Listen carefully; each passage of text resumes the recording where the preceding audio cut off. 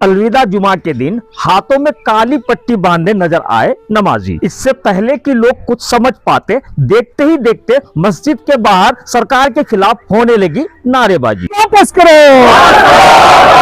वहीं इस भीड़ के बीच मीडिया के कुछ माइक और कैमरे भी नजर आए। लोगों को समझ में ये नहीं आ रहा था कि यहाँ आखिर हुआ क्या है। घर से अच्छे खासे निकले थे नमाज अदा करने, फिर आखिर यहाँ ऐसा हुआ क्या। अपने मजहबी एतबार से जो है त्यौहार मनाने की आज़ादी मिलनी चाहिए, और अगर हमारे ये कानून लागू हो जाता है तो हमारे मजहबी त्यौहार में जो है बिल्कुल इफेक्ट पड़ जाता है। हम इस पर एहतजाज करेंगे। इसके लिए हमको जो कुछ भी कुर्बानी करनी पड़े हम उसके लिए तैयार हैं। दरअसल मामला है वक्फ संशोधन बिल 2024 का, जिसके विरोध में लोग जगह जगह प्रदर्शन करने लगे हैं और किसी भी कीमत पर इस बिल को लागू नहीं होने देना चाह रहे हैं। आपको यहाँ पर मैं बताता चलूं, वक्फ अमेंडमेंट बिल अगस्त 2024 में एनडीए सरकार द्वारा संसद में पेश किया गया था।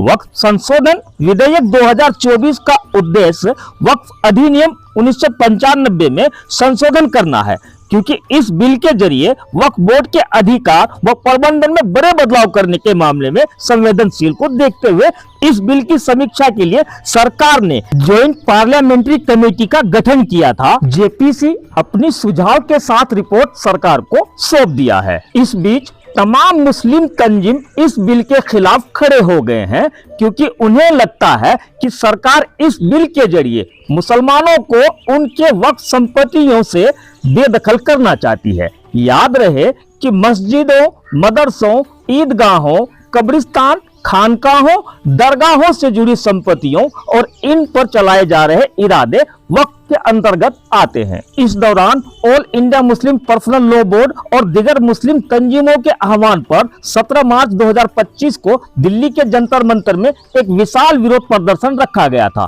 जिसमें सभी मुस्लिम संगठनों और सभी विपक्षी दलों के नेताओं ने हिस्सा लिया था। जंतर मंतर में सर्वसहमति से निर्णय लिया गया था कि इस बिल का देशव्यापी आंदोलन चलाकर विरोध किया जाएगा। इस बिल को रोकने के लिए विपक्षी दलों के नेताओं के दो चेहरों पर नजर टिकी हुई है। पहला है बिहार के मुख्यमंत्री श्री नीतीश कुमार और दूसरा चेहरा है आंध्र प्रदेश के मुख्यमंत्री श्री एन चंद्रबाबू नायडू, क्योंकि इनके समर्थन के बिना ये बिल कानून नहीं बन सकती। विरोध प्रदर्शन की कड़ी को आगे बढ़ाते हुए all India Muslim personal law board एवं मुस्लिम संगठनों ने नीतीश जी पर दबाव बनाने की मंशा से अगला विरोध प्रदर्शन पटना के गर्दानी बाग में 26 मार्च 2025 में रखा था, जिसमें तमाम मुस्लिम संगठनों एवं सभी विपक्षी दलों के नेताओं ने हिस्सा लिया।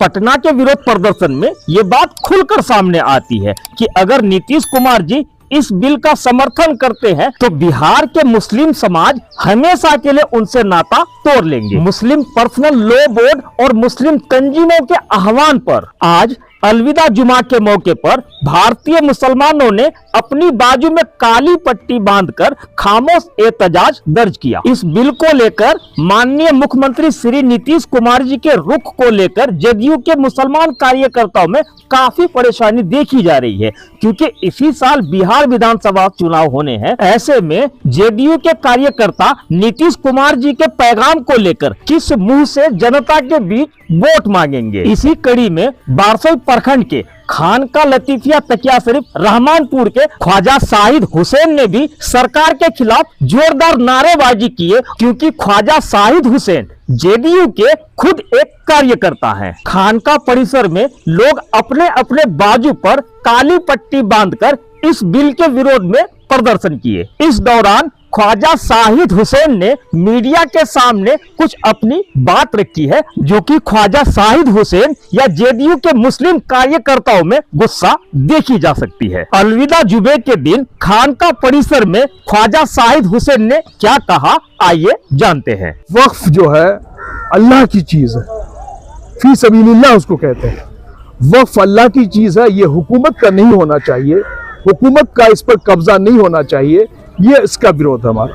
पूरे हिंदुस्तान में आज all India personal law board के आह्वान पर सारे मसाजिदों में दुख का इजहार करते हुए इस अलविदा जुमा के मौके पर हम लोग गम के साथ इस बिल को वापस करने की मांग करते हैं। पूरे हिंदुस्तान में जहाँ भी मुसलमान और सेकुलर हिंदू हमारे हैं, सारे लोग सिर्फ मुसलमान ही नहीं, सिख और ईसाई भी हमारे समर्थन में है कि ये काला कानून है, ये किसी मज़हब के ख़िलाफ़ लाया गया है। हमारी मस्जिदें, हमारे कब्रिस्तान है, हमारे मदारिस, हमारी खानका है, हमारे इदारों को जो मिसमार करने के लिए ये वक्फ हुकूमत का जो बिल है, ये बिल्कुल काला कानून है। समय रहते इसको वापस ले ले हुकूमत। मौजूदा हुकूमत में कुछ ऐसे लोग हैं, हत्ता के कुछ राज्य के मुख्यमंत्री भी यहाँ तक कहने लगे हैं कि इस बिल के आने से सभी मजहब धर्म के लोग सुरक्षित हैं। इस पर आप क्या कहना चाहेंगे? ये खुसूसन मुसलमानों के खिलाफ लाया जा रहा है बिल, और इसमें अगर कोई कह रहा है तो ये मानसिक दिवालियापन का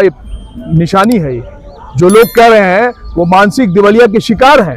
ये खुसूसन और बिलखुसूस खास तौर पर, विशेष तौर पर मुसलमानों के खिलाफ लाया जा रहा है। आपका कहने का मतलब ये तो नहीं है कि जो मुसलमानों के साथ मॉब लिंचिंग कर रहे हैं या जो मुसलमानों को बात बात पर कहीं भी मार दे रहे हैं वो लोग सुरक्षित हैं, या फिर पूरी सिस्टम में जितने भी लोग हैं, अगर धर्म के लोग, आप अगर मॉब लिंचिंग को ही सुरक्षा समझते हैं, आप अगर सड़कों पर टोपी और दाढ़ी वालों को परेशान करने को अगर सुरक्षा समझते हैं तो उन लोगों की सुरक्षा उनको मुबारक हो। एक अहम सवाल, ये रमजान का महीना चल रहा है और रमजान के महीने में ये आखिरी जुमा है जिसे अलविदा जुमा के नाम से जाना जाता है। तो ऐसे में क्या आप अपनी साख बचाने के लिए प्रदर्शन करना शुरू कर दिए, क्योंकि आप खुद जेडीयू में हैं। इस बिल को वापस लेने के लिए भारत के मुसलमान ही क्यों आगे आ रहे हैं? हमारे हिंदू भाई और सिख भाई भी, मैंने कहा ईसाइयों का भी इसमें एहतजाज में हमारा साथ है। पूरे हिंदुस्तान में आप देखिए, सिख रोड पर आए हैं, ईसाई लोग रोड पर, हमारे हिंदू भाई लोग रोड पर आए हैं। जानकार पढ़े लिखे हिंदू हैं वो भी हमारे साथ हैं,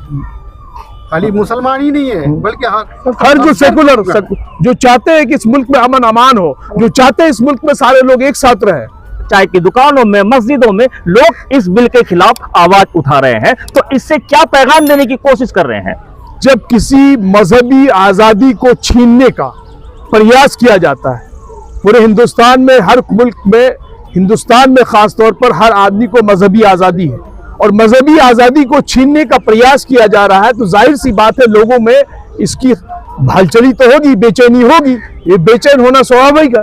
अपना छोटा सा इंट्रोडक्शन दे दें। मैं इस खानका का एक फर्द हूँ, जनता दल यूनाइटेड का मैं सलाहकार समिति का सदस्य हूँ। मैंने अपने नेता नीतीश जी को भी आग्रह किया है कि आप वक्त रहते मुसलमानों का जज्बात का ख्याल कीजिए, और मुसलमान आप पर बेपनाह मोहब्बत आपके साथ करती है, आप भी दबाव डालिए केंद्र सरकार पर कि ये बिल ना आए। तो वक्फ संशोधन विधेयक को लेकर हमने एक रिपोर्ट बनाई और इस रिपोर्ट संकलन में हमें सहयोग दिया है मशहूर समाज सेवी मोहम्मद इफ्तिखार आलम साहब।